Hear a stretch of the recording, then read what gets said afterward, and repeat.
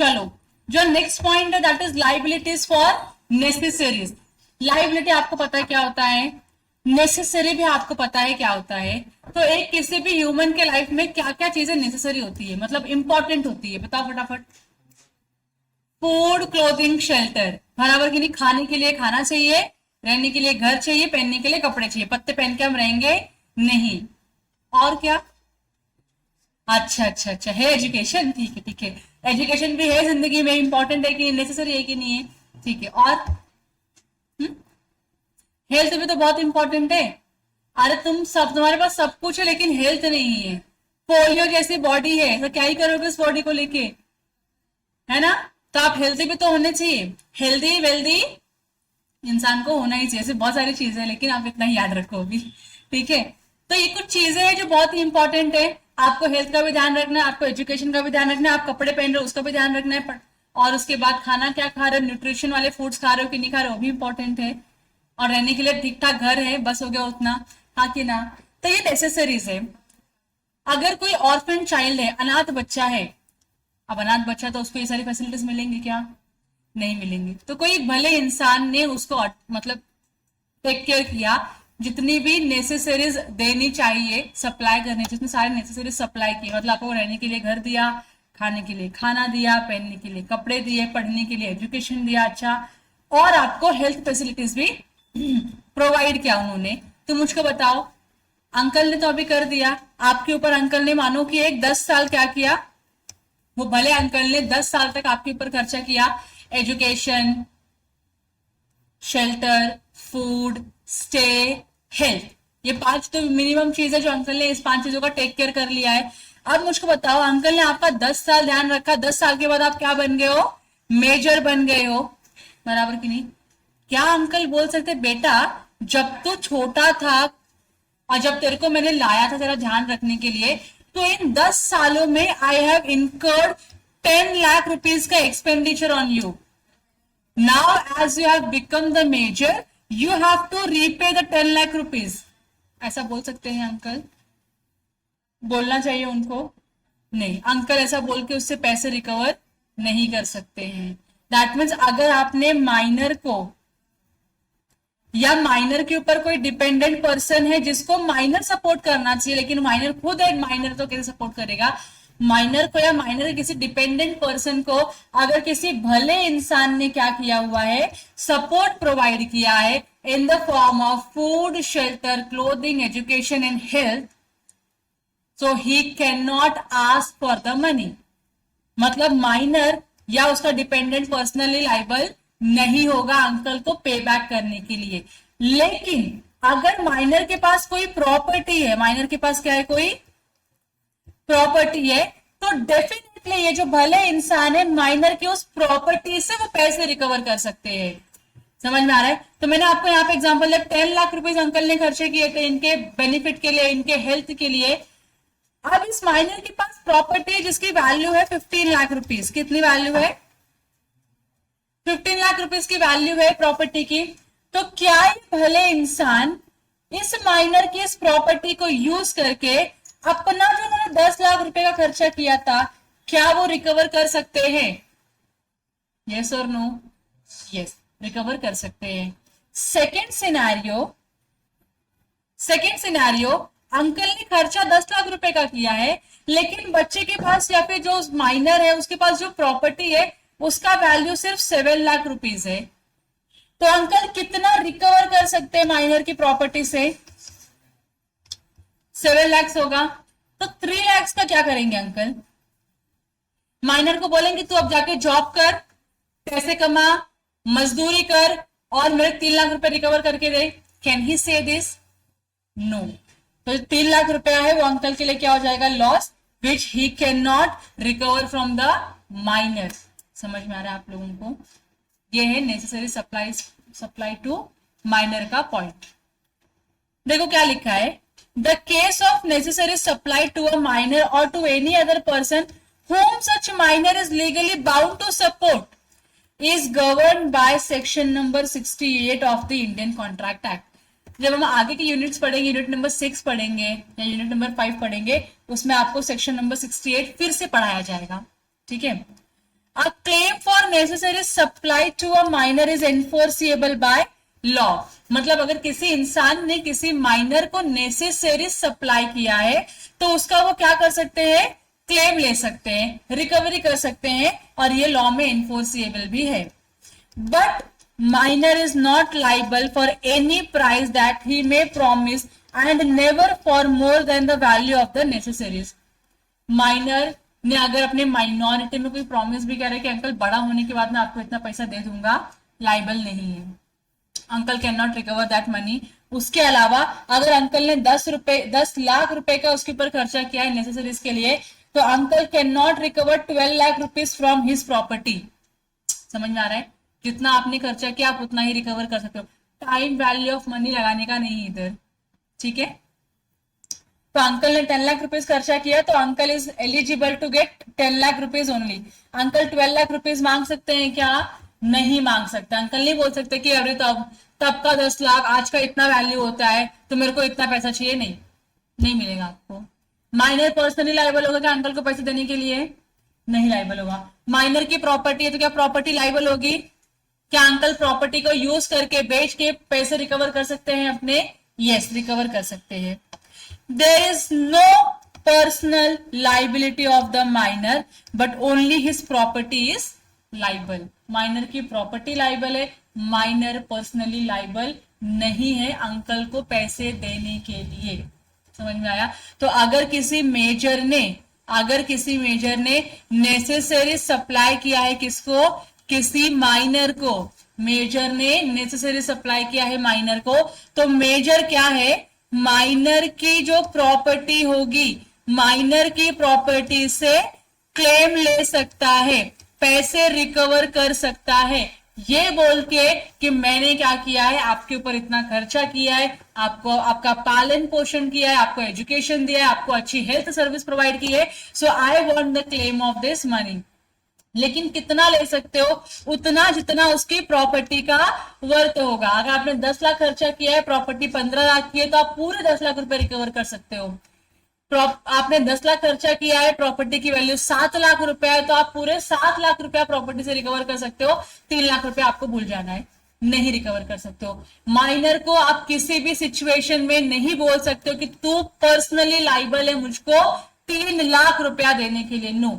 Minor in his personal capacity is not liable to major for any necessary supplied to either him or his dependents। ठीक है। To render minor's estate liable, two necessary conditions must be satisfied। अब minor major बोल रहा है ना कि मैंने आपके लिए इतना काम किया, आपका ध्यान रखा, आपको सारे नेसेसरी सप्लाई किया, तो मुझको क्लेम चाहिए। तो वो क्लेम लेने के लिए भी मेजर को 2 कंडीशन सेटिस्फाई करने होंगे। पहला कंडीशन ये बोलता है the contract must be for the goods reasonably necessary for his support in the station in life. मतलब सच में आपको उन चीजों की जरूरत थी और उन्होंने क्या किया है, प्रोवाइड किया है आपको। रीजनेबल जो भी गुड्स होते हैं वो आपको प्रोवाइड किया है, लग्जरी प्रोवाइड नहीं करना है। अगर आपको एजुकेशन लेना है, वर्चुअल एजुकेशन, उसके लिए अगर लैपटॉप लगता है तो आप डेल, एचपी या कोई दूसरा लैपटॉप भी ले सकते हो, दैट इज रीजनेबल। आपको अंकल ने मैकबुक दिया है, लग्जरी की जरूरत थी क्या इसमें, नहीं। तो लॉ क्या बोलता है, आप रीजनेबली उसकी सोसाइटी को जो सपोर्ट करने वाले गुड्स होते हैं वही प्रोवाइड करिए। कौन सी सोसाइटी को बिलोंग करता है उसके हिसाब से आपको नेसेसरी सप्लाई करनी है, बराबर की नहीं। और वही गुड्स जो उसको सच में रिक्वायर्ड है, आप अननेसेसरी खर्चे ना करो क्लेम करने के लिए। पहला कंडीशन क्लियर है। पहला क्या बोला उन्होंने, the contract must be for the goods reasonably necessary for his support in the station in life. Life के सपोर्ट के लिए जो नेसेसरी गुड्स है आपने वो प्रोवाइड किए। कपड़े है तो कपड़े आप उसको H&M के भी दिलवा सकते हो, कपड़े आप उसको नॉर्मल एलन सॉली के भी दिलवा सकते हो, या नॉन ब्रांडेड भी दिलवा सकते हो, बराबर की नहीं। आपको ब्रांड स्पेसिफिक होना है, लग्जरी प्रोवाइड करना है क्या उनको, नहीं। रीजनेबल जो गुड्स है वही प्रोवाइड करने हैं। शर्ट पैंट ही पहनना है ना तो नॉर्मल शर्ट पैंट पहनो ना, किसने बोला ब्रांडेड शर्ट पैंट पहनो, वो भी तब जब आपकी औकात नहीं है पहनने की। औकात तो होती है, पहनता तो सूट भी करता है ना। सेकेंड पॉइंट क्या बोला है, the minor must not have already a sufficient supply of these necessaries. मतलब जो नेसेसरी की हम बात कर रहे हैं, फूड, क्लोथ, शेल्टर, एजुकेशन और हेल्थ, अगर माइनर के पास ऑलरेडी ये पांचों चीजें हैं, फिर से आप उसको ओवर बर्डन कर रहे हो सप्लाई करके, तो आप नहीं क्लेम कर सकते हो नेसेसरी, क्योंकि जो चीजें है उसके पास नेसेसरी थी लेकिन उसके पास था ना ऑलरेडी, तो आपने क्या हेल्प किया उसमें उसको, उसके पास घर में 2 मेड है खाना बना के देने के लिए, क्या हेल्प किया आपने उसको, है ना। तो क्या बोला है, माइनर के पास ये सारे सप्लाईज ऑलरेडी नहीं होने चाहिए, तो ही हम उसको नेसेसरी बोलेंगे और आपको क्लेम मिलेगा। अगर माइनर के पास ऑलरेडी वो सारी फैसिलिटीज है, फिर भी आप ओवर एंड अबव जाके उसके लिए कुछ करते हो which is coming under non necessary thing, तो आप क्लेम नहीं ले सकते हो। ठीक है, आगे क्या लिखा है, what is necessary, so it means those things that are essentially needed by a minor. Important है आपके लिए। They can not include luxury और कॉस्टली और अननेसेसरी आर्टिकल। लॉ ने क्लियरली एक्सक्लूड किया है, कॉस्टली, अननेसेसरी और लग्जरी आइटम को इसमें इंक्लूड नहीं करना है। तो एकदम जो बेसिक लेमैन लाइफ को रखता है उतना ही आपको दे रहा है। Necessaries extend to all such things as reasonable person would supply to an infant in that class of society to which the infant belongs। तो आप कौन से क्लास ऑफ सोसाइटी में रहते हो, उस सोसाइटी के हिसाब से आपका जो लिविंग स्टाइल होता है, आप कौन सी सोसाइटी से बिलोंग करते हो, उस सोसाइटी का जो लिविंग स्टाइल है वो क्या है, उसके अकॉर्डिंगली ही क्या करना है, आपको नेसेसरीज सप्लाई करना है। और उसी को हम क्या बोलेंगे, नेसेसरीज बोलेंगे इफ इट वाज नीडेड। ठीक है, आगे expenses on minor's education, funeral ceremony within the scope, comes within the scope of the word necessary. तो अभी डेथ होने के बाद पेरेंट्स की जो भी लास्ट सेरेमनी सेलिब्रेट करनी होती है, जो लास्ट क्या बोलते हैं उसको यार, रिचुअल्स, जो लास्ट रिचुअल्स करने होते हैं, आपने उस पर भी अगर कुछ खर्चे किए, that also you can cover through the property of a minor. ठीक है, the whole question turns upon the minor status in life. उसका स्टेटस क्या है, कौन से क्लास को बिलोंग करता है, उसके ऊपर आपका पूरा रीजनेबल नेसेसरी चीजें डिपेंड करती है। सो utility rather than ornament is the criterion. मतलब ये लॉ फॉलो करने का क्राइटेरिया क्या है, यूटिलिटी, यूज, रिक्वायरमेंट, ये इंपॉर्टेंट है, रादर देन ऑर्नामेंटल, डेकोरेटिव चीजें या लग्जरी चीजें या अननेसेसरी चीजें। ठीक है, जो रीजनेबल है, जो उसको यूजफुल है, आप उसको वही प्रोवाइड करो। जो अननेसेसरी है, अनरीजनेबल है, कॉस्टली है या लग्जरी है, वो आप प्रोवाइड ना करो। ठीक है, इसी फॉर्मूला के ऊपर ये पूरा का पूरा कॉन्सेप्ट बेस्ड है, जो सेक्शन नंबर 68 में डिफाइन किया गया है। ठीक है, तो नेसेसरी सप्लाइड टू माइनर, उसके डिपेंडेंट को भी सप्लाई किया, दैट इज ऑल्सो रिकवरेबल। यहां तक क्लियर है आप लोगों को। इसके ऊपर एक क्वेश्चन आया था एग्जाम में एक जमाने में, वो क्वेश्चन क्या है, जब मैं आपको Q&A बुक दूंगी उसमें इंक्लूड करके दूंगी। And first you have to think the answer in your mind, कि हाँ आपने आंसर क्या सोचा, and then you have to check the answer with the given answer, कि जो मैंने सोचा और जो मॉड्यूल जो मेरे आंसर शीट में दिया गया है वो कितना मैच करता है। जितना ज्यादा मैच करेगा आंसर, उतना ज्यादा आपको मार्क्स मिलेंगे।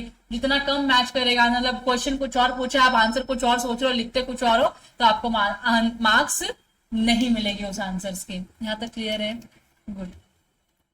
ये एग्जाम्पल बहुत ही सिंपल एग्जाम्पल है, प्लीज आप लोग इसको अभी रीड करो, अभी, नाउ।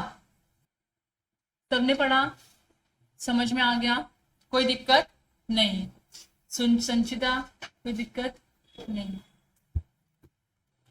चलो, एक ये पार्ट है जो थोड़ा सा बड़ा है, जैसे हमने अभी माइनर का अग्रिम नेसेसरी वाला पॉइंट पढ़ा, वैसे ये भी थोड़ा सा बड़ा पॉइंट है। इसके आगे जो पॉइंट है सारे छोटे छोटे पॉइंट है। ठीक है, पढ़ी मैं स्टार्ट करूं।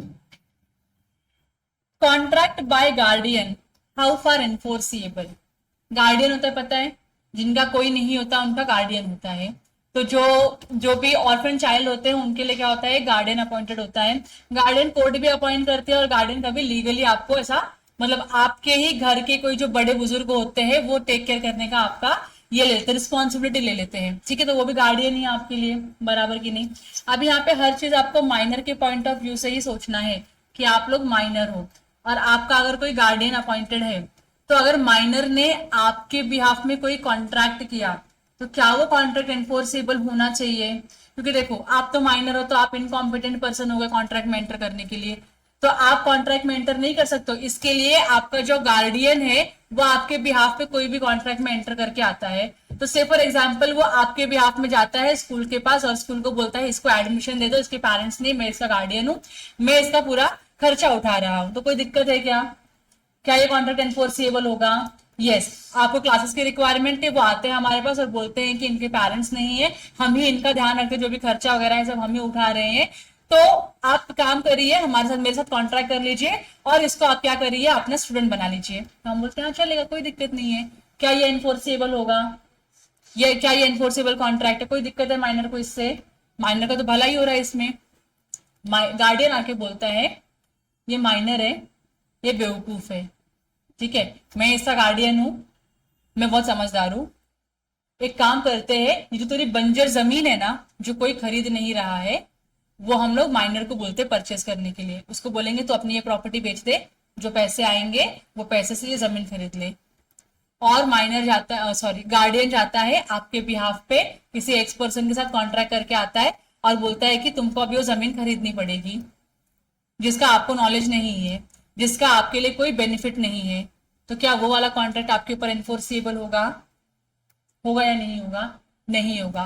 गार्डियन ने अगर कोई भी कॉन्ट्रैक्ट एंटर किया, अगर कॉन्ट्रैक्ट एंटर्ड बाय गार्डियन है, तो आपको उसमें दो चीजें चेक करनी है।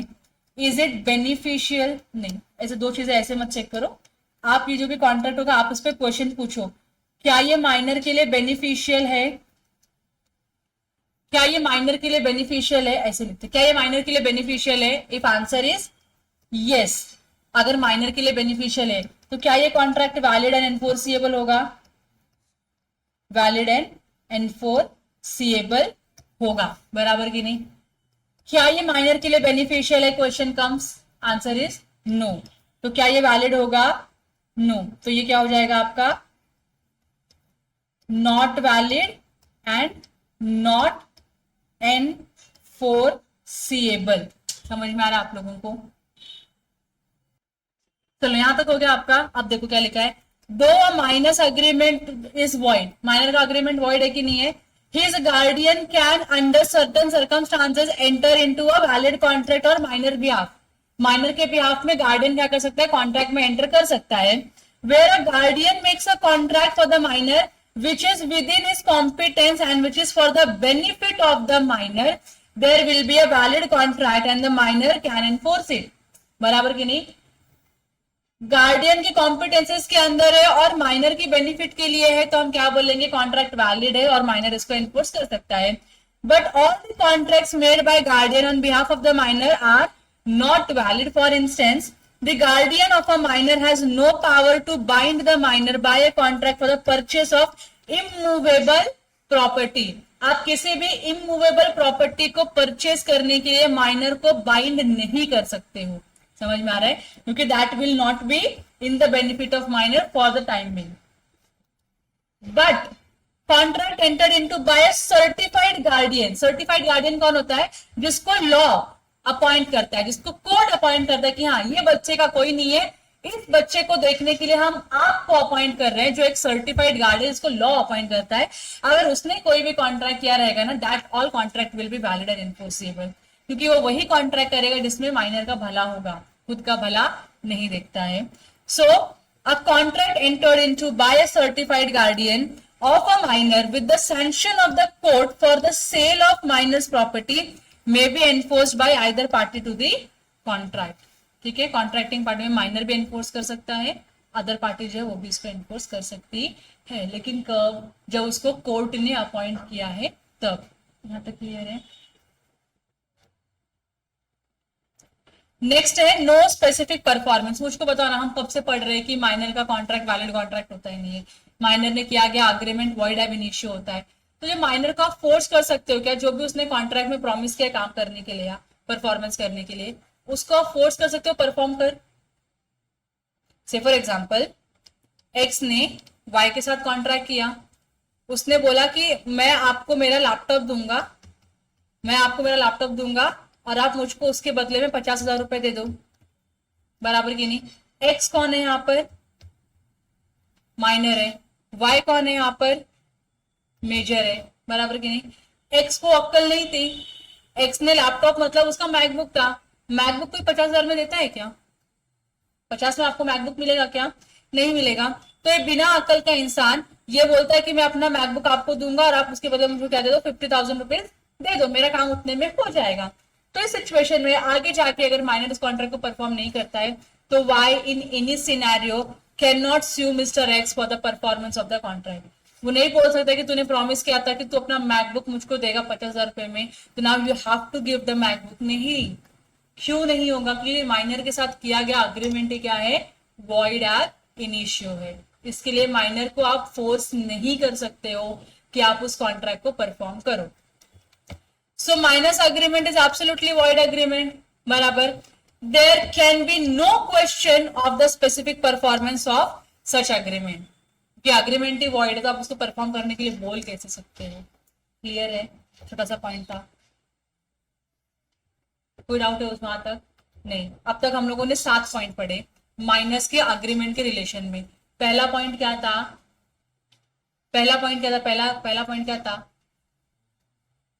अग्रीमेंट मेड बाय माइनर और with the minor is void एब इनिशियो, जिसमें हमने किसका केस पढ़ा था, मोहिरी बीबी वर्सेस धर्मदास घोष का केस पढ़ा था, बराबर की नहीं। सेकंड पॉइंट क्या था,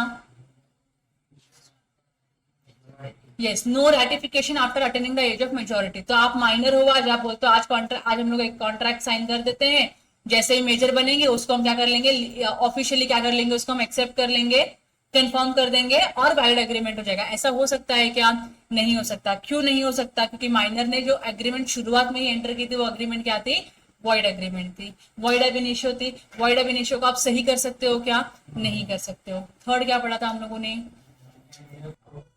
सॉरी, यस, माइनर क्या किसी भी कॉन्ट्रैक्ट का बेनिफिशियरी बन सकता है या किसी भी कॉन्ट्रैक्ट का बेनिफिट ले सकता है। तो उसमें पार्टनर्स में, वो पार्टनरशिप फॉर्म में एज अ पार्टनर भी एडमिट हो सकता है, लेकिन खाली बेनिफिट के लिए एडमिट होगा। वो भी कब एडमिट होगा, जब सारे के सारे पार्टनर उसको अप्रूवल देंगे एडमिट करने का, तो ही, वरना नहीं। नेक्स्ट क्या था, माइनर हमेशा फ्रॉड करने के बाद भी बोलेगा मैं तो माफ कर दो मुझको, मैं तो माइनर हूं, प्लीज मुझको माफ कर दो, और उसको छोड़ दिया जाएगा। आप कितना भी बड़ा फ्रॉड कर लो कोई दिक्कत नहीं है। लेकिन अगर आपने फ्रॉडुलेंट एक्टिविटी करी, कोई पैसे कमाए हैं, मतलब लोन लिया, फ्रॉड से आपने क्या लिया, लोन लिया, लोन आपने आधा यूज कर लिया, आधा बाकी यूज करना, तो बाद में जो लेंडर है वो आपसे आधा लोन रिटर्न ले सकता है, लेकिन जो आपने ऑलरेडी यूज कर लिया है उससे आपको कोई रिकवरी नहीं मिल पाएगी। माइनर पर्सनली लायबल होता है, किसी भी चीज के लिए नहीं लायबल होता है। नेक्स्ट पॉइंट क्या है अपना, लाइबिलिटीज फॉर नेसेसरी। अगर माइनर को या माइनर के डिपेंडेंट को किसी ने लाइबिलिटी नेसेसरी सप्लाई किया, that person can claim the amount what ever he has spend on the necessaries, correct और नॉट। जितना भी आपने नेसेसरीज के लिए सप्लाई किया, जो भी पैसे आपने खर्च किए सारे आप मांग सकते हो, लेकिन किससे, माइनर से पर्सनली मांगोगे क्या, नहीं, माइनर की प्रॉपर्टी से रिकवर करोगे। You can recover all the claim from the property of the minor and minor will not be personally liable for it, बराबर की नहीं। माइनर पर्सनली लाइबल होगा क्या, माइनर पर्सनली लाइबल नहीं होगा। लेकिन आपको वो क्लेम की रिकवरी लेने के लिए 2 कंडीशन सेटिस्फाई करने होंगे। पहला, आपने उसको रीजनेबली गुड सप्लाई किया जो नेसेसरी है उसकी जिंदगी के लिए, और दूसरा, ऑलरेडी उसके पास उन चीजों का सप्लाई नहीं होना चाहिए। If you satisfy these 2 condition then only you can take the claim, otherwise you can not claim any amount. यहां तक क्लियर है। और लास्ट अभी हमने क्या पढ़ा, contract by guardian how far enforceable. Guardian ने कॉन्ट्रैक्ट किया, बेनिफिशियल है माइनर के लिए तो एनफोर्सिएबल है, माइनर के बेनिफिट में नहीं है तो एनफोर्सिएबल नहीं है। लेकिन अगर कोर्ट ने गार्डियन अपॉइंट किया है और उस गार्डियन ने कोई स्टेप्स लिए हैं माइनर के प्रॉपर्टीज को बेचने के लिए, तो उस सिचुएशन में क्या होगा, वो कॉन्ट्रैक्ट एनफोर्सिएबल होगा और कोई भी पार्टी उस कॉन्ट्रैक्ट को एनफोर्स करा सकती है। यहाँ तक क्लियर हो गया। अब आगे बढ़ते हुए, इतना ही था।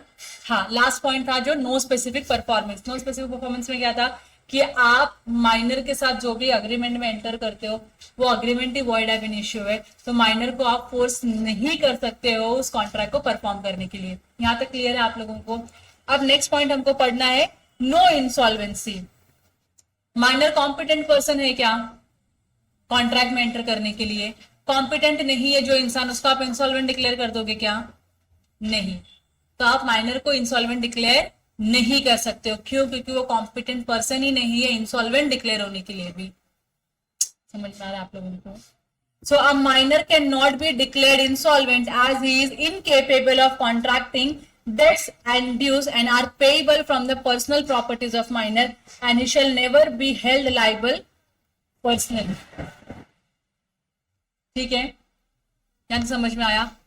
माइनर इनकेपेबल पर्सन है, कॉन्ट्रैक्ट में नहीं एंटर हो सकता। कॉन्ट्रैक्ट में एंटर करेगा तो उसको खाली बेनिफिट के लिए कॉन्ट्रैक्ट में एंटर कर सकता है, कोई डेट्स या लाइबिलिटी वो इनकर कर नहीं सकता। जो इंसान डेट और लाइबिलिटी इनकर करने की कैपेसिटी ही नहीं रखता उसको आप कैसे इंसॉल्वेंट बोल सकते हो?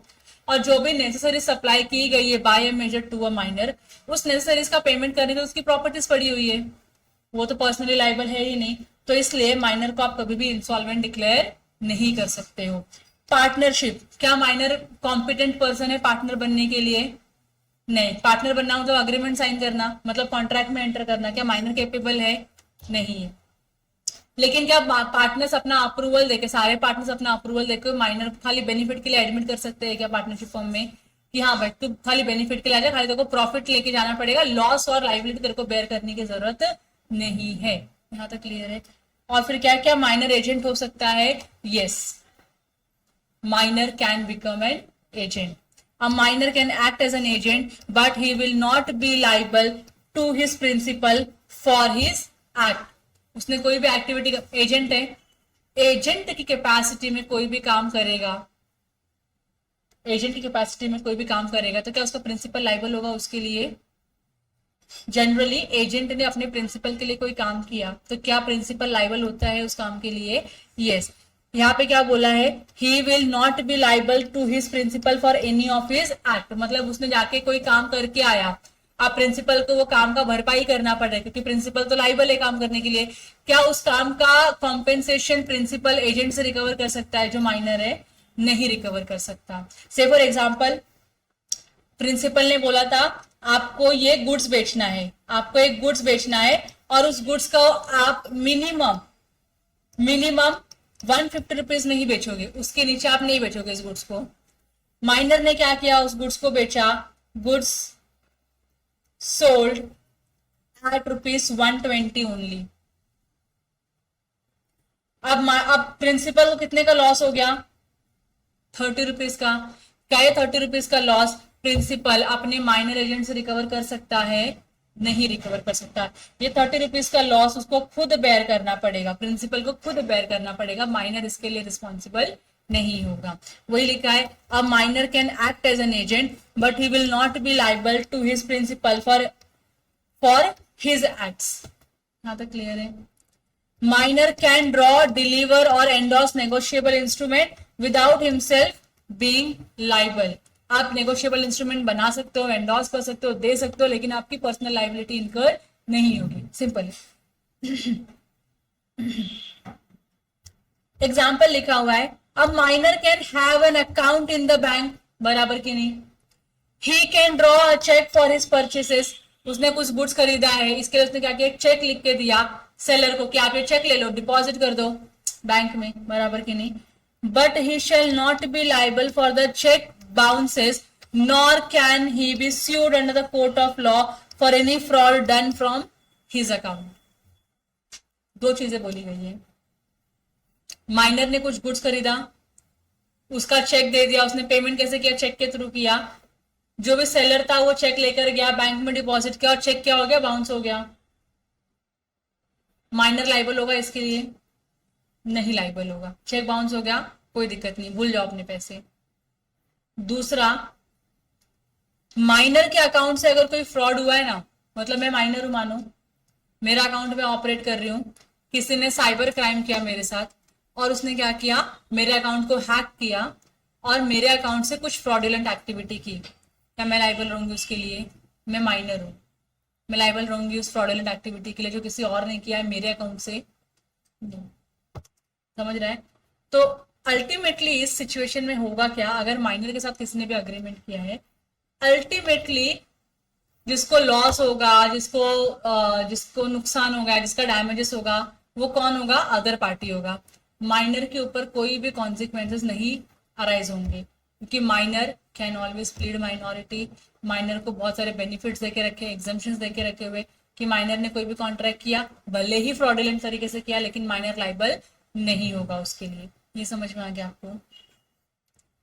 नेक्स्ट है, minor can not bind parent और गार्डियन। एक माइनर है, से फॉर एग्जाम्पल ऋचा का एग्जाम्पल, ये एग्जाम्पल आप लोग घर पे पढ़ो, मैं आपको बताती हूँ दूसरा एग्जाम्पल। एक्स करके एक पर्सन है जो कौन है? माइनर है, ठीक है। ये माइनर है ना, एक होंडा शोरूम में जाता है, होंडा शोरूम में जाता है और वहां से क्या करता है? एक व्हीकल परचेस करता है। व्हीकल परचेस करता है, कुछ पेपर वगैरह साइन करता है, पेपर साइन करता है और बोलता है जो पेमेंट है ना, पेमेंट मेरे पेरेंट्स करेंगे या मेरे गार्डियन करेंगे। और पेरेंट्स को और गार्डियन को इस ट्रांजैक्शन के बारे में पता ही नहीं कि होंडा में गया है और व्हीकल परचेस कर रहा है, ठीक है। वो व्हीकल लेके निकल गया, जो माइनर है व्हीकल लेके निकल गया आगे।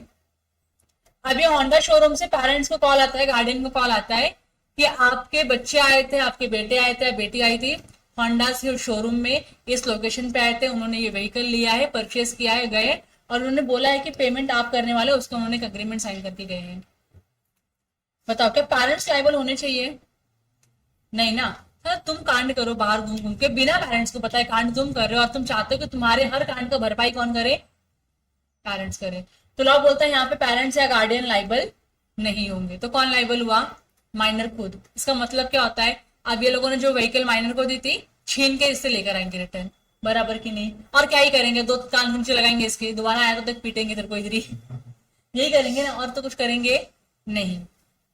सेकेंड सिनेरियो, ये माइनर घर वालों को या गार्डियन को बोल के जाता है कि मैं जा रहा हूं होंडा शोरूम में, पैसे के लिए आपको फोन आएगा, पैसे पे कर देना, मैं उधर रुकूंगा नहीं। इंटीमेट कर दिया, पेरेंट्स ने अग्री कर लिया, ठीक है। तो अब आप वही सेम करते हो, जाते हो गाड़ी चेक करते हो, गाड़ी लेते हो और चले जाते हो। अब पेरेंट्स को फोन आएगा, क्या पेरेंट्स रिस्पॉन्सिबल है पे करने के लिए? यस, पेरेंट्स रिस्पॉन्सिबल, ठीक है। In the absence of authority, अगर अथॉरिटी नहीं है, चाहे वो एक्सप्रेस हो चाहे वो इम्प्लाइड हो, an infant is not capable of binding his parents और गार्डियन इवन फॉर नेसेसरीज, ठीक है। इवन नेसेसरी, तुमको गाड़ी लेना जरूरी है, लेकिन फिर भी आपके पेरेंट्स आपके गार्डियन बाइंड नहीं होंगे। The parents will be held liable only when the child is acting as an agent for the parents. अगर आप पेरेंट्स के लिए एजेंट की कैपेसिटी में काम करते हो तो ही पेरेंट्स बाइंडिंग होंगे आपके इस ट्रांजैक्शन से, अदरवाइज वो बाइंडिंग में नहीं होंगे। तो इसका एग्जाम्पल घर क्या पढ़ोगे आप बता दे तो यहीं पढ़ लो, फटाक से रीड करो इसको, एग्जाम्पल रीड करो। पढ़ा, समझा, डाउट। मेरे एग्जाम्पल है ना, मैं कुछ अलग से तोड़ के नहीं लेके आती हूँ। मॉडल के जो एग्जाम्पल होते हैं या तो वही पढ़ाती हूँ या तो उसको मॉडिफाई करके उसी के जैसा कुछ तो एग्जाम्पल बना के और पढ़ाती हूँ, ताकि कभी डेविएशन क्रिएट ना हो कि मैं क्या बोल रही हूँ और मॉडल में क्या लिखा हुआ है। क्योंकि आपके बहुत बार जो केस स्टडी वाले जो क्वेश्चन आंसर्स होते हैं ना, वो इसे एग्जाम्पल के बेसिस पे बने होते हैं। तो आप अगर यहाँ से एग्जाम्पल पढ़ते हो ना, तो you will get a sense of understanding कि हाँ मुझको आता है, मैंने पढ़ा है, और एग्जाम में क्वेश्चन देने का आपको फेमिलियर लगता है और आप आंसर्स लिख पाते हो। अदरवाइज लिखना डिफिकल्ट होता है। इसके लिए मैं मॉड्यूल से एग्जाम्पल्स वगैरह सब कवर कर रही हूँ आपके। अब यहाँ पे नेक्स्ट है point, joint contract by minor and an adult. Joint contract by minor और अडल्ट का मतलब क्या होता है? सिंपल सा एकदम है। अपने क्लासरूम में माइनर लोग अपना कोई नाम बताते हो जिसको फेमस होना है।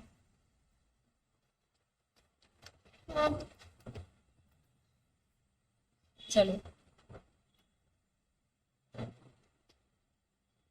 मैं मेजर हूं इतना तो मानते हो, दिखती भले नहीं हूं लेकिन हूं मेजर। सुप्रिया माइनर है, मैं कौन हूं, जर हूं, और ये कौन है, नर है, मेजर माइनर। ठीक है, हम दोनों ने मिलके ये डिसाइड किया कि हम दोनों मिलके क्या करेंगे, एक पर्सन है जो मेजर है जिसका नाम है मिस्टर गोलू,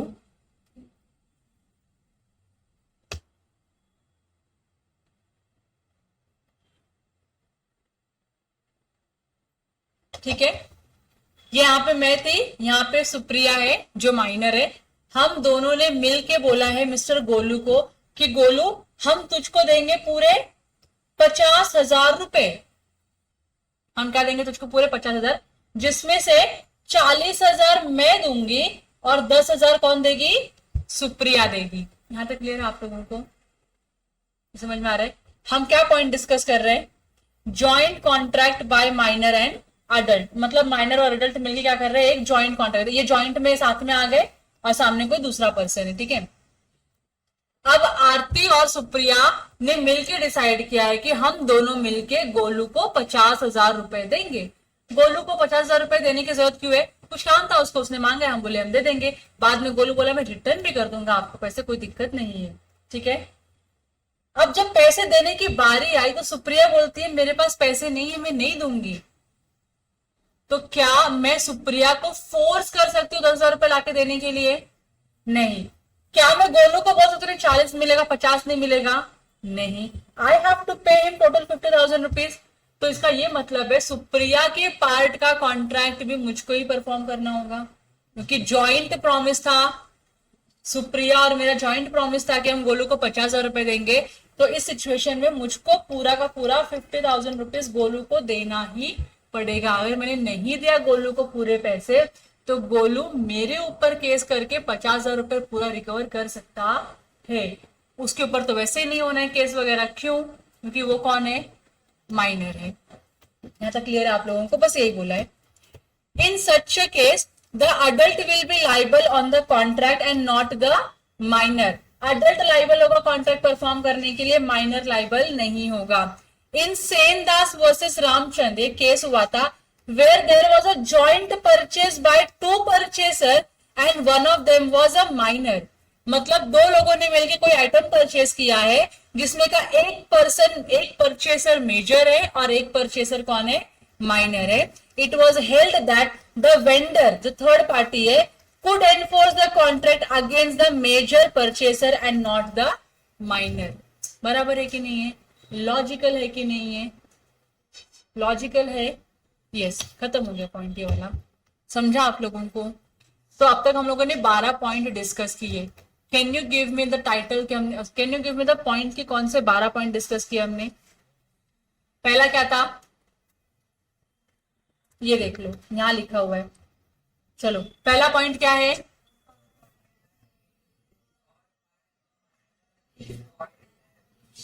माइनर के साथ कोई भी किया गया कॉन्ट्रैक्ट, माइनर के द्वारा किया गया कोई भी कॉन्ट्रैक्ट क्या है, वॉइड एब इनिशियो है। केस का नाम याद रखोगे ना, मोहिरी बीबी वर्सेस धर्मदास घोष। दूसरा क्या था, आप कॉन्ट्रैक्ट को, आप अग्रीमेंट को रेटिफाई नहीं कर सकते हो आफ्टर बिकमिंग अ मेजर। ठीक है, थर्ड पॉइंट क्या है, थर्ड पॉइंट फिर से बोलो,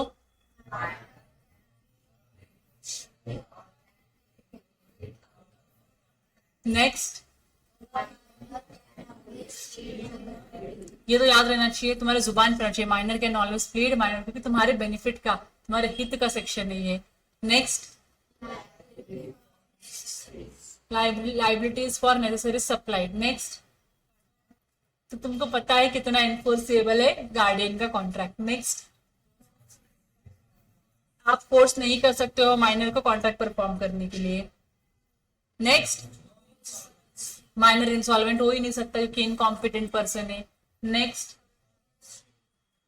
माइनर को पार्टनरशिप में आप एडमिट नहीं कर सकते, इनकॉम्पिटेंट पर्सन है, लेकिन बेनिफिट के लिए एडमिट कर सकते हो with the consent of all the partner.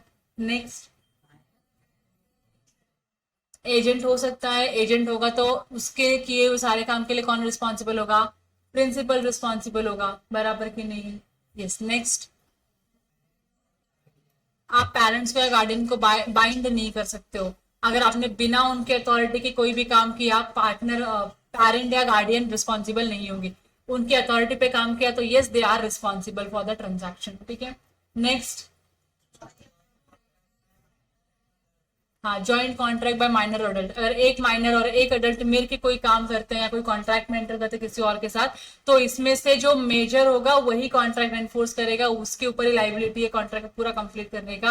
अगर इसने नहीं किया तो this person can sue on this person only. खाली मेजर के ऊपर ही ये करेंगे, केस करेंगे, माइनर के ऊपर केस नहीं करेंगे। क्लियर है यहां तक? अब इसके बाद हमको 3 पॉइंट और पढ़ने हैं। श्योरिटी और गारंटर फॉर अ माइनर। क्या माइनर के लिए कोई गारंटी ले सकता है? ले सकता है। तो यहाँ पे एग्जांपल क्या लिखा है देखो, एक्स ने गारंटी दिया for the purchase of mobile phone by Krish. तो क्रिश है अपना, क्रिश क्या कर रहा है? मोबाइल फोन परचेस कर रहा है। तो एक्स क्या बोलता है सेलर को? मैं गारंटी देता हूं कि अगर क्रिश ने आपके पैसे आपको नहीं दिए, फोन के पैसे अगर क्रिश ने नहीं दिए, I will pay the money to you. और अगले दिन वही होना है, क्रिश ने पैसे नहीं देने, तो बताओ किसके पास जाएगा सेलर? मिस्टर एक्स के पास जाएगा और पैसे रिकवर करेगा, बराबर कि नहीं? यही श्योरिटी का काम होता है। Mister X guaranteed for the purchase of mobile phone by Krish a minor. In case of a failure for payment by Krish, mister X will be liable to make the payment. यहां तक क्लियर हो गया आप लोगों को? सिंपल है, एकदम simple section है कि नहीं है? आदित्य एकदम सिंपल है कि नहीं है? एकदम सिंपल है। क्या माइनर शेयर होल्डर बन सकता है किसी भी कंपनी का? शेयर होल्डर क्या होता है? मैं आपको ये टर्म पढ़ाऊंगी, जब आपको पढ़ाऊंगी मैं कंपनीज एक्ट। अभी के लिए आप खाली इतना समझ के रखो कि कोई भी कंपनी का जो इंसान शेयर खरीद लेता है उसको हम शेयर होल्डर बोलते हैं। शेयर होल्डर बनना मतलब किसी कंपनी का क्या बनना? ओनर बनना होता है। यहां तक क्लियर है आप लोगों को? तो क्या माइनर ओनर बन सकता है किसी भी कंपनी का? नहीं बन सकता, क्योंकि माइनर कॉम्पिटेंट पर्सन है क्या? नहीं। ओनर बनने का मतलब क्या है? आप कंपनी के साथ एक कॉन्ट्रैक्ट करते हो। कॉन्ट्रैक्ट क्या है कि कंपनी को आप पैसे दोगे और कंपनी आपको उसके बदले में क्या देगी? ओनरशिप वाले राइट्स देगी, बराबर की नहीं? तो ये कॉन्ट्रैक्ट हो गया। कॉन्ट्रैक्ट करने के लिए माइनर कॉम्पिटेंट पर्सन है क्या? माइनर कॉम्पिटेंट पर्सन है या कॉन्ट्रैक्ट करने के लिए? नहीं है। लेकिन क्या माइनर के बिहाफ में उसका गार्डियन उसके शेयर्स को होल्ड कर सकता है? यस। उसके पेरेंट्स का शेयर था किसी कंपनी में, पेरेंट्स की डेथ हो गई है, माइनर के नाम पे वो शेयर जा नहीं सकता। क्यों? क्योंकि माइनर माइनर है, बराबर की नहीं? वो माइनर तो उसके नाम पे शेयर जाएगा नहीं। तो उसका जो भी गार्डियन है या जो भी अपॉइंटेड गार्डियन है उसके नाम पे शेयर ट्रांसफर होंगे। ही विल बी बेनिफिशियरी। पहले वो शेयर्स कुछ पीरियड के लिए होल्ड करके रखेगा जब तक माइनर मेजर नहीं बन जाता। जैसे ही माइनर मेजर बन जाएगा वो गार्डियन को शेयर माइनर के नाम पे देना पड़ेगा। So he will be custodian for certain period of time. Security की शेयर्स की सिक्योरिटी और कस्टडी माइनर के जो गार्डियन है उसके पास रहेगी माइनर के बिहाफ में। जैसे ही माइनर मेजर बन जाएगा वो गार्डियन को वो शेयर्स माइनर के नाम पे ट्रांसफर करने पड़ेंगे। सो A minor being incompetent to a contract cannot be a shareholder of the company. If by mistake he becomes a member, company can resign the transaction and remove his name from the register. अगर आपने गलती से आप member बन जाते हो तो company के पास पूरा राइट है आपका मेंबरशिप कैंसिल करने का। अगर आपने फ्रॉडुलेंटली भी किया तो भी कंपनी क्या करेगी? आपके ट्रांजैक्शन को कैंसिल कर देगी और आपको मेंबर नहीं बनाएगी।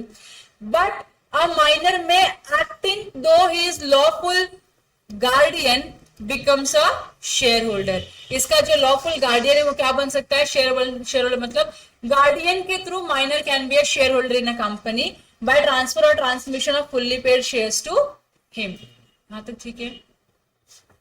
लास्ट पार्ट, ये जितने भी आपने 14 पॉइंट्स पढ़े उससे पूरा अलग है। जितने भी आपने 14 पॉइंट्स पढ़े उसमें आपने ये पढ़ा कि minor is liable sorry, minor is not liable, minor is not liable, minor will not be liable, minor will not be liable, but this is the only part where minor will be held liable.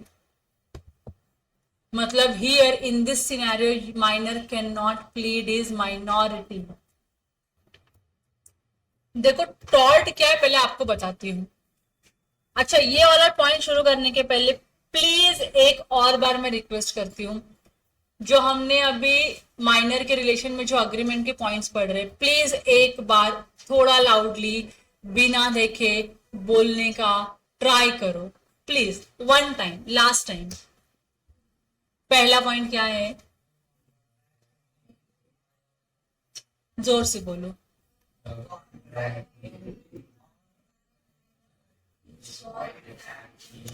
Very good. दूसरा point बोलो. देखो contract void है minor के साथ किया हुआ, तो क्या कनेक्टेड में कनेक्ट करने का ट्राई कर रही हूँ, मैंने किया नहीं, फर्स्ट टाइम करूँ तुम्हारे साथ कनेक्ट करने का ट्राई. पहले तो हमने बोला कि माइनर के साथ किया गया कोई भी कॉन्ट्रैक्ट क्या है, वॉइड है, इश्यू है. अब कॉन्ट्रैक्ट वॉइड है तो माइनर के दिमाग में कुछ थॉट आएगा कि नहीं, इसको हम लोग मेजर होने के बाद क्या करेंगे, रेटिफाई करेंगे. कर सकता है क्या रेटिफाई? नहीं कर सकता, रेटिफिकेशन नहीं होगा. तो आपने अग्रीमेंट किया, वॉइड एब इनिशियो है, उसके बाद में आप उसको रेटिफाई नहीं कर सकते. फिर थर्ड पॉइंट क्या है, हाँ, तो आप बेनिफिशियरी बन सकते, माइनर बेनिफिशियरी बन सकता है क्या? यस, माइनर बेनिफिशियरी बन सकता है, minor benefit, minor partner in benefit भी बन सकता है. और क्या है, तो माइनर हमेशा फ्रॉड करेगा और बोलेगा मैं तो माइनर हूं, मेरे को छोड़ दो, मेरे से गलती हो गई. बराबर की नहीं, माइनर हमेशा अपनी माइनॉरिटी को प्लीड कर सकता है. फिफ्थ में क्या है, अगर माइनर को किसी ने लाइबिलिटी नेसेसरी सप्लाई किया है तो क्या माइनर की प्रॉपर्टी लाइबल है वो पैसे देने के लिए? यस और नो? यस. फिर उसके बाद हमने क्या पढ़ा,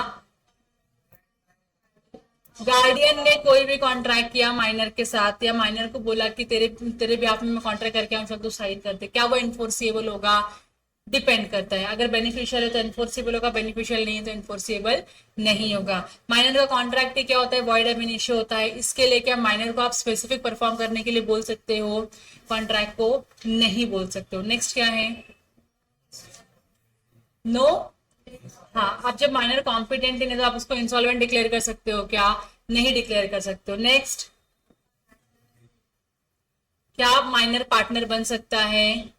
yes, subject to the approval of other partners, all the partners. और क्या होना चाहिए दूसरा, उसमें खाली बेनिफिट के लिए ही होगा, लॉस के लिए नहीं होगा. नेक्स्ट, एजेंट बन सकता है माइनर. यस, एजेंट बनने के बाद जो भी उसने काम किया रिस्पॉन्सिबल कौन होगा? माइनर की प्रिंसिपल. नेक्स्ट, पेरेंट और गार्डियन को माइनर बाइंड नहीं कर सकता अपनी किसी भी एक्टिविटी के लिए जो अनऑथोराइज्ड है. ऑथोराइज्ड होगी तो दे आर लाइबल.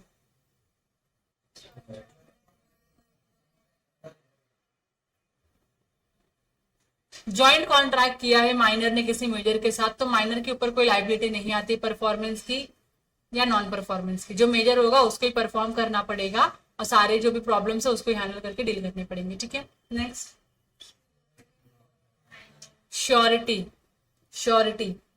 अगर किसी कोई श्योरिटी बनता है माइनर के लिए कि वो गुड्स परचेस करेगा, पैसा नहीं तो मैं दूंगा, तो माइनर पैसा नहीं दिया तो वो मेजर जिसने श्योरिटी ली थी, जो गारंटर बना था, उसको पेमेंट करना पड़ेगा वेंडर को. ठीक है. और last, minor can not become a share holder, लेकिन through guardian yes he can become a share holder. Through guardian he can become a share holder. अब लास्ट ये पार्ट ऐसा है, लाइबिलिटी फॉर टॉर्ट्स, जहां पे माइनर को liable ठहराया गया है. टॉर्ट का मतलब होता है एक civil wrong. What is civil wrong? The wrong which is not a criminal wrong. बराबर ना. सिविल रॉन्ग क्या होता है, अनइंटेंशनली अगर आपने किसी को हार्म कर दिया तो. से फॉर एग्जाम्पल, बहुत ही बेसिक सा एग्जाम्पल है, आप बच्चे लोगों की नहीं हो, आप लोग कभी जाते हो फ्रेंड्स के साथ रेस्टोरेंट में खाना खाने या कैफे में जाते हो कॉफी पीने के लिए या स्नैक्स खाने के लिए, जाते हो कि नहीं जाते हो? जाते रहोगे ना. आप लोगों को कभी ना कभी तो मस्ती सूझी होगी कि वो कोई आपका फ्रेंड बैठने जा रहा है चेयर के ऊपर और आपने पीछे से चेयर खींच ली उसकी. सूझा रहेगा या नहीं सूझा रहेगा? कभी ना कभी किया है, आप लोगों ने किया भी होगा. तो बंदा बेचारा जो बैठने वाला था वो गिर जाता है नीचे. गिर जाता है तो आपका इंटेंशन था क्या उसको चोट लगे, मर जाए, टूट जाए उसके हाथ पैर? इंटेंशन था क्या? नहीं, आप मस्ती मजाक कर रहे थे। मस्ती मजाक में आपने चेयर पुल किया उसका, वो बैठने ही जा रहा था, क्योंकि आपने चेयर पुल किया तो वो बैठ नहीं पाया चेयर पे, गिर गया तो उसके पैर में फ्रैक्चर हो गया। हो सकता है कि नहीं हो सकता है? फ्रैक्चर हो सकता है। मुझे बताओ, क्या इस फ्रैक्चर के लिए आप लाइबल होने चाहिए या नहीं? होने चाहिए या नहीं? मतलब अभी उसको फ्रैक्चर हो गया, आप डॉक्टर के पास जाना पड़ेगा, पट्टी बनवानी पड़ेगी, तो उसमें जो भी खर्चा आएगा, क्या आप उसके लिए रिस्पॉन्सिबल हो गए या नहीं होंगे? होंगे ना, बराबर की नहीं? इसी को सिविल रॉन्ग बोलते हैं। इसी को क्या बोलते हैं? Civil wrong. आप लोग ट्रूथ एंड डेयर खेलते हो, ट्रूथ एंड डेयर, तो कभी आप इस वजह से आपके अंदर कुछ भी थॉट आते हैं, मतलब डेयर का एक्टिविटी देते हो, आप कुछ भी डेयर एक्टिविटी देते हो, जैसे जाओ उस लड़की को मार के आए, खींच के चले जाओगे मारने के लिए, जाओगे, डेयर दिया है, नहीं तो फिर हार जाओगे आप। हार जाते तो बहुत अच्छी बात है। अगर आप नहीं हारे, आप चले गए और लड़की के कान के नीचे बजा कर आ गए, तो क्या आपने कान के नीचे उसको इतने जोर से बजाया कि उसके कान में डैमेज हो गया? हो सकता है कि नहीं हो सकता? हो सकता है डैमेज हो गया, कान से उसकी ब्लीडिंग होने लगी। Are you responsible for it? आपका इंटेंशन था कि उसे कान से खून निकले, आप उसको ऐसा मारो कि उसे कान से खून निकले? नहीं, लेकिन लग गया। शायद आपके हाथ में उतना दम नहीं था हाथ में, लेकिन हाथ में आपके कुछ रिंग वगैरह था जो आड़ा टेढ़ा हो गया था, जो उसको जाके लग गया, इधर जोर से लग गया, तो शी स्टार्टेड ब्लीडिंग। अब ब्लीडिंग हो रही है तो अभी आपको तो डॉक्टर के पास लेके जाना पड़ेगा उसको। Was it intentional? नो। आप किसी बिल्डिंग में, बिल्डिंग के 5th फ्लोर पे रह रहे हो, रोड साइड पे आपका घर है, नीचे एक गाड़ी पार्क हुई है पार्किंग एरिया में, आप तो कुछ ऊपर साफ सफाई कर रहे हो, साफ सफाई करते हो आपकी बालकनी में ये रखा हुआ है, गमले रखे हुए, फ्लावर पॉट्स रखे हुए, आप साफ सफाई कर रहे थे, फ्लावर पॉट आपने उसे उठा के कहीं तो ग्रिल पे रखा था ताकि आप क्लीन कर लो नीचे, फिर से उठा के उसको डाल दो यहाँ पे रख दो, और गलती से आपके हाथ का धक्का लगा और वो फ्लावर पॉट उसकी कार के ऊपर गिरा और कार डैमेज हो गई उसकी। Are you responsible for this activity? Yes. इसी को टॉर्ट बोलते हैं। तुमको समझ में टॉर्ट क्या होता है? तुमको टॉर्ट क्या होता है समझ में आ रहा है क्या? यही टॉर्ट है, जहां पे आप ऐसी कोई छोटी, अभी इस गलती को लेके आप कहाँ कोर्ट में जाओगे मारामारी करने के लिए? बराबर की नहीं? और ये कोई क्रिमिनल एक्टिविटी तो है नहीं, आपने इंटेंशनली तो किया नहीं है कि हाँ इसको मारना ही चाहिए, मरना ही चाहिए इंसान। बराबर की नहीं?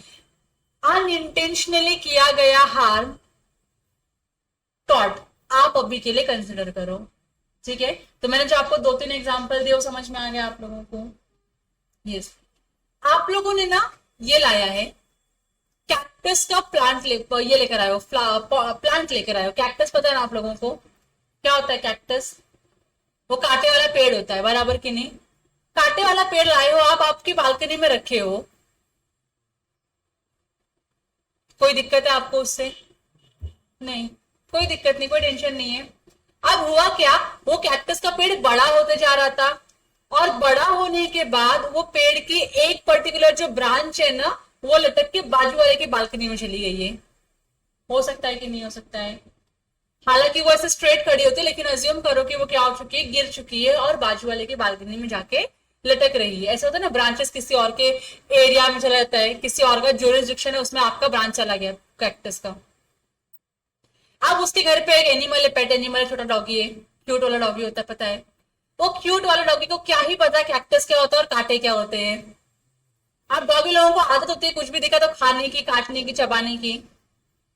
कैक्टस क्योंकि आपकी बालकनी से निकल के उसकी बालकनी में चला गया था, तो उसकी बालकनी में उसका डॉगी आया और उसने वो कैक्टस खा लिया। अब खाने के बाद उस डॉगी को इन्फेक्शन हो गया, इन्फेक्शन हो गया, वो कांटे उसको धस गए यहां वहां, उसका नुकसान हुआ कि नहीं हुआ? क्या आप रिस्पॉन्सिबल हो पे करने के लिए? इसी को टॉर्ट बोलते हैं। समझ में आ रहा है आप लोगों को? ऐसे छोटे मोटे झगड़े वाले जो कांड होते हैं ना, इसको हम क्या बोलते हैं? टॉर्ट बोलते हैं। तो टॉर्ट को इसके लिए क्या बोला है? Civil wrong. सिविलाइज्ड सोसाइटी में रहते हो और उसमें अगर आपने कुछ गलती करी, वो टॉर्ट है। रात को 10 बजे के बाद म्यूजिक बजाना अलाउड नहीं है। Are you agreeing to this? Yes, क्यों अलाउड नहीं है? क्योंकि आप 12 बजे तक म्यूजिक बजाओगे, लाउड म्यूजिक बजाओगे, तो आपके बाजू में जो घर है जिसमें 2 इंसान सोए जो दिन भर काम करके थक कर आए हैं और सोए हैं, आपका म्यूजिक इतना लाउड है कि उनको डिस्टर्ब होता है, उनकी नींद खराब हो रही है, उनके पास राइट टू पीसफुल लाइफ है कि नहीं है? आप कहा उनके पीस में तुम डीजे डाले जा रहे हो, उनका पीस तो पूरा अनपीस हो गया है, बराबर की नहीं? तो क्या आपने उनको एक्चुअली में कुछ हार्म नहीं किया, खाली आपने लाउड म्यूजिक बजाया 10 बजे के बाद भी। क्या वो आपके ऊपर केस कर सकते हैं कि आप बोलो इनको डीजे बंद करे या तो हमको कॉम्पेंसेशन दे क्योंकि हमारा दिमाग खराब हो रहा है इधर? बोल सकते हैं कि नहीं बोल सकते? That is taught. यहां तक क्लियर है आप लोगों को? बस हो गया example. A minor is liable in taught. Minor क्या है? टॉट के लिए हमेशा लाइबल होता है, unless taught in reality is a breach of contract. अगर आपका टॉट ब्रीच ऑफ कॉन्ट्रैक्ट है तो आप लाइबल नहीं रहोगे, अगर आपका टॉट इज टॉट तो आप लाइबल हो। ब्रीच ऑफ कॉन्ट्रैक्ट क्या होता है? आगे आप पढ़ोगे कि मैंने प्रॉमिस किया कि मैं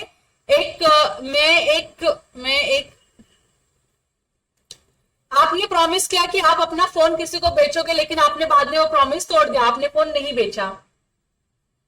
आपने प्रॉमिस किया आप फोन बेचोगे, लेकिन आपने क्या किया? प्रॉमिस तोड़ दिया, बोला नहीं मुझको नहीं बेचने का है, तो ब्रीच ऑफ कॉन्ट्रैक्ट हो गया ना। तो ब्रीच ऑफ कॉन्ट्रैक्ट को आप टॉट बोल सकते हो क्या? टॉट बोल सकते हो क्या? नहीं बोल सकते हो। तो अगर टॉट रियल वाला टॉट है, जो मैंने आपको अभी जो एग्जांपल्स दिए जहां पे कोई ऑफर नहीं, जो कोई एक्सेप्टेंस नहीं, कोई कंसिडरेशन नहीं, अगर वैसा टॉट है तो माइनर लाइबल होगा। अगर ब्रीच ऑफ कॉन्ट्रैक्ट है तो माइनर लाइबल नहीं होगा। Does where a minor borrowed a horse for riding only. अभी यहाँ पे देखो क्या हो रहा है, माइनर ने घोड़ा लिया खाली राइड करने के लिए। He was held liable when he lent the horse to one of his friends who jumped and killed the horse. अगर तुम घोड़ा लेके जाते, तुम उसको राइड करते और तुम्हारी वजह से अगर हॉर्स की डेथ होती तो हम बोलते हाँ ठीक है चलो, क्या है इसकी मिस्टेक हो गई है, कोई दिक्कत नहीं है, बराबर की नहीं? तो हम आपको लाइबल नहीं करते। लेकिन यहां पे क्या किया आपने घोड़ा लिया किसी से उधार पे कि मुझे राइडिंग के लिए चाहिए, और आप खुद राइड ना करके वो हॉर्स किसी और को दिया है आपने राइड करने के लिए। जो बंदा हॉर्स राइड कर रहा था उसने कूद गया हॉर्स के ऊपर से और हॉर्स गिर गया और उसकी डेथ हो गई। क्या अब जो भी पर्सन है जिसने बोरो किया था ओरिजिनली हॉर्स, वो लाइबल होगा इस ट्रांजैक्शन के लिए? यस, समझ में आ गया आप लोगों को? सो फिर से मैं पढ़ती हूँ। अ minor borrowed a horse for riding only. He was held liable when he lent the horse to one of his friend. उसने किसी और अपने फ्रेंड को भाड़े पे दिया वो घोड़ा यूज करने के लिए, जिसने घोड़े पे से जंप किया और हॉर्स की जान चली गई। Similarly, a minor was held liable for his failure to return certain instrument which he had hired and then passed on to a friend. आपने कोई इंस्ट्रूमेंट लिया था यूज करने के लिए, भाड़े पे लिया था, आपको रिटर्न करना चाहिए था, आपने रिटर्न नहीं किया, तो क्या रिटर्न न करके आपने क्या किया? किसी और फ्रेंड को दे दिया है वो इंस्ट्रूमेंट यूज करने के लिए। तो यहाँ पे ये बोल रहे हैं कि आपने क्या किया है? टॉर्ट कमिट किया है, and now you are liable for, क्योंकि हमने आपको यूज करने के लिए था, you are not suppose to give it to any other person who can break it और डैमेज इट। ठीक है, तो यहाँ पे आपके ऊपर टॉर्ट की लाइबिलिटी अराइज हो जाएगी। यहाँ तक क्लियर हो गया आप लोगों को? यहां तक होने के बाद अपना माइनर के रिलेशन में जो माइनर ने अग्रीमेंट बनाया है उस पे हम क्या करते हैं? आज का लेक्चर एंड करते हैं। इसके आगे जो भी है, अभी तो हमने खाली ये पढ़ा कि अगर अग्रीमेंट मेजर ने एंटर नहीं किया, माइनर ने अग्रीमेंट में एंटर किया तो उसकी क्या पोजीशन है? Unsound mind, sound mind, pre consent, consideration lawful legal object, बहुत सारी चीजें भी पेंडिंग है पढ़ने के लिए जो हम अगले लेक्चर में पढ़ेंगे। Thank you so much for your very very very very very cooperation.